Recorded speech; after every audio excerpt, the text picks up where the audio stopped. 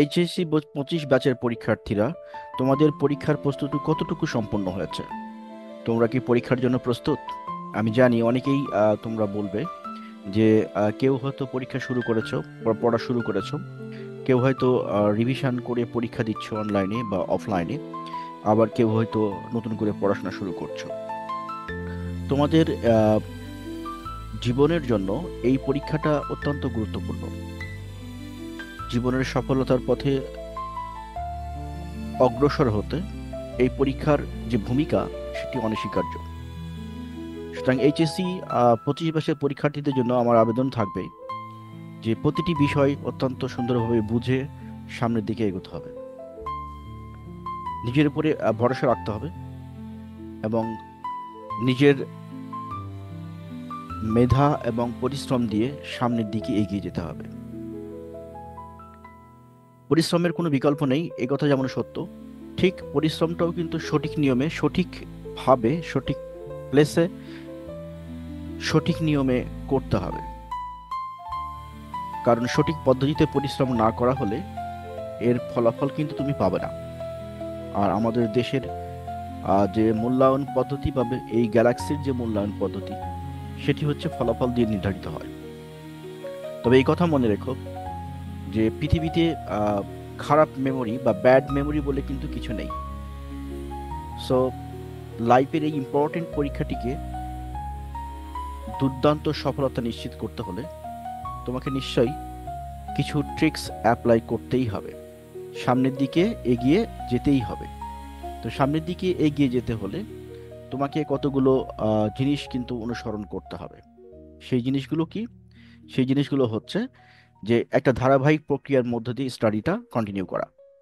এখন অনেকের প্রবলেমগুলো হচ্ছে অনেক রকম। যেমন কাউরি হচ্ছে যে পড়া মনে থাকে না, কাউরি হচ্ছে পড়লে ভুলে যাচ্ছে, ইত্যাদি রকমের সমস্যাগুলো। তো এই সমস্যাগুলো থেকে বের হয়ে আসতে হবে। বের হয়ে আসার জন্য কিছু স্পেশাল টেকনিক তো রয়েইছে। এখন যদি তোমার সমস্যাগুলো তুমি যদি দেখো, তোমার সমস্যাগুলোকে যদি আমরা এক নজরে দেখতে চাই, কি কি সমস্যা হতে পারে? যেমন পড়ছো ভুলে যাচ্ছ, এটা একটা সমস্যা। আর একটা সমস্যা হচ্ছে কোনটা গুরুত্ব দিব এটা বুঝতে পারতেছি না। আরটা হচ্ছে সাবজেক্ট ভিত্তিক বিষয়গুলোর বেসিক ক্লিয়ার না। আরটা হচ্ছে পড়তেছি কিন্তু পড়া মনে রাখতে পারছিস না। এই যদি হয় তোমার সমস্যা, তাহলে এই সমস্যাগুলো সমাধানের জন্য তুমি আহ, আহ, পড়ার ক্ষেত্রে কিছু পরিবর্তন আনতে হবে। অর্থাৎ আমি যেটি বলতে যাচ্ছি সেটি হচ্ছে ইনপুট যে প্রসেস, যে প্রসেসের মাধ্যমে আমরা ইনফরমেশনগুলো শর্ট টার্ম মেমোরিতে নিচ্ছি এবং শর্ট টার্ম মেমোরি থেকে লং টার্ম মেমোরিতে নিচ্ছি, সে প্রসেসের ভিতরে পরিবর্তন আনতে হবে।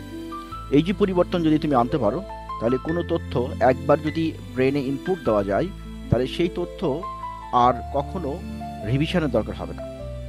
অর্থাৎ তথ্যগুলো অটোমেটিক্যালি শর্ট টার্ম মেমোরি থেকে লং টার্ম মেমোরিতে চলে যাবে। এখন তোমাকে বুঝতে হবে যে এই তথ্যগুলো তুমি ঠিকমতো ইনপুট দিচ্ছ কিনা। এখন তথ্য ঠিকমতো ইনপুট দিতে গেলে আমাদেরকে কতগুলো জিনিস বুঝতে হবে। একটা হচ্ছে যে আমি যে টপিকসটা পড়তেছি সেই টপিকসটা আমি ঠিকমতো বুঝি কিনা, এই হলো একটা ইম্পর্টেন্ট ইস্যু, বেসিক ক্লিয়ার আছে কিনা। আর নাম্বার টু হচ্ছে বেসিক ক্লিয়ার থাকার পরে আমি যে টপিকসটা পড়বো, পরীক্ষার জন্য প্রস্তুতি নিব বা যে কোশ্চেনটার উত্তর পড়ছি সেই কোশ্চেনের উত্তরটা মনে রাখার জন্য আমি স্পেশাল যে মেমোরি টেকনিক রয়েছে সেটি ফলো করছি কিনা। যদি মেমোরি টেকনিক অ্যাপ্লাই করে কোনো কিছু পড়া হয় এবং তাহলে সেটি পরীক্ষার আগে বারবার রিভিশনের দরকার পড়ে না। জাস্ট একবার পড়লেই সেটি ব্রেনে অটোমেটিক্যালি ট্রান্সফার হয়ে যাবে লং টার্ম মেমোরিতে।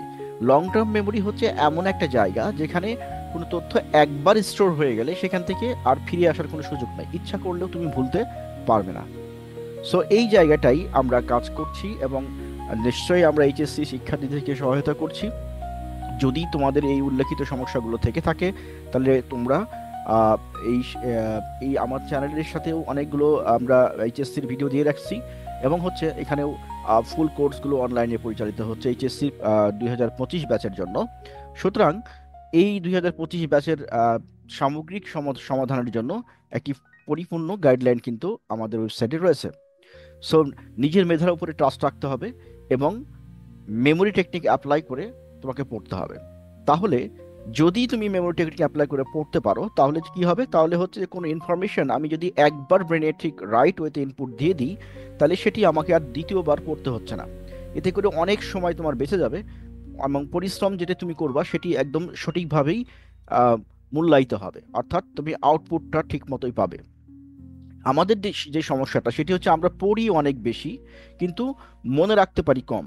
এবং মনে কম রাখতে পারার কারণে পরীক্ষায় নির্ধারিত সময়ে যেটুকু লেখা দরকার বা যে তথ্যগুলো মনে পড়ে লেখা দরকার সেই জায়গাগুলোতে আমাদের ঘাটতি রয়েছে।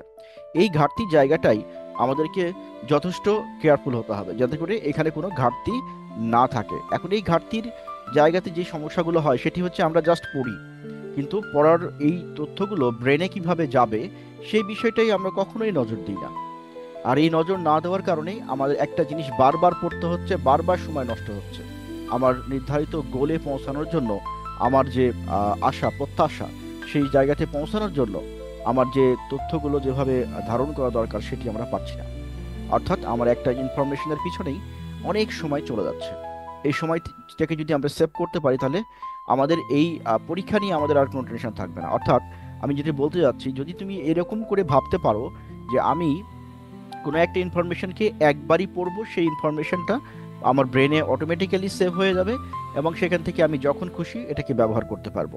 এখন এটি করতে কিভাবে করা যাবে, এটি একটা কোশ্চিন, যে এটা কিভাবে করা সম্ভব। এটি সম্ভব হচ্ছে তখনই যখন না তুমি ব্রেইনের ফাংশনটা বুঝতে পারবে, ব্রেন কিভাবে কাজ করে। নর্মালি আমরা যদি একটা বাক্যে বলতে চাই তাহলে এটাকে বলা যায় যে ব্রেন কাজ করে হচ্ছে পিকচার মোডে। অর্থাৎ আমরা যে পড়াশোনাগুলো করি সেগুলো টেক্সট মোডে। আমরা পড়াশোনার সময় শুধু আমাদের একটা থেকে দুইটা ইন্দ্রিয় কাজে লাগাই, কিন্তু অন্যগুলো আমরা কাজে লাগাই না। এখন কোশ্চিন হচ্ছে যে এরকম কোনো কি পদ্ধতি রয়েছে যে পদ্ধতির মাধ্যমে এগুলোকে আমরা পরিপূর্ণভাবে কাজে লাগাতে পারবো? অবশ্যই রয়েছে। আমাদের দেশে এ ব্যাপারে কোনো চ্যানেল নেই যে চ্যানেলগুলো এইভাবে পড়ায়, কিন্তু আমাদের চ্যানেলে আমরা এই টেকনিকগুলো অ্যাপ্লাই করে এগুলোকে স্টুডেন্টের কাছে উপস্থাপন করি। সো আমার রিকোয়েস্ট থাকবে যে যাদের এই সমস্যাগুলো রয়েছে, উল্লেখিত সমস্যাগুলো, আমি পড়তেছি মনে রাখতে পারতেছি না, আমি বিষয়গুলো বুঝি না, আমার পড়া দীর্ঘদিন মনে থাকে না, আমি খারাপ স্টুডেন্ট, এই ধরনের ফিলিংস যাদের রয়েছে বা এই ধরনের মানে প্রবলেম যেগুলো যাদের রয়েছে, তাদেরকে রিকোয়েস্ট থাকবে এই চ্যানেলটাকে সাবস্ক্রাইব করে এই চ্যানেলের সাথে সংযুক্ত থাকো। এখানে কোর্সের ধারাবাহিক প্রক্রিয়া ভাবে উপস্থাপিত হয়, সুতরাং এইগুলো তোমার ডেফিনেটলি তোমার উপকারে আসবেই। তো সবার জন্য শুভকামনা রইল, এবং কোনো প্রবলেম থাকলে আমাদের ভিডিওর নিচে কমেন্ট করবে।